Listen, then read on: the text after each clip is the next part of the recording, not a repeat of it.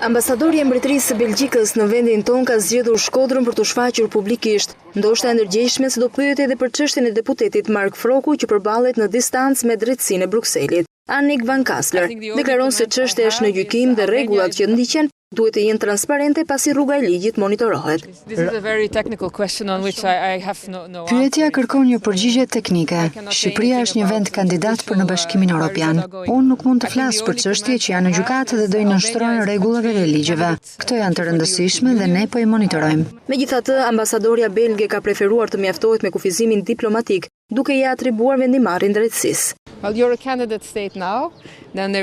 Ju jeni një shtet kandidat dhe monitorimi nga ne do të vazhdojë përgjatë gjithë procesit. Për sa i përket arrestimit të 2 deputetëve, mendoj se është një çështje e brendshme e Shqipërisë. Këto komente ambasadoria e Belgjikës i bëri nga Shkodra, qarku nga ku më 23 qershor morën mandatin e deputetit Tom Doshi dhe Mark Froku.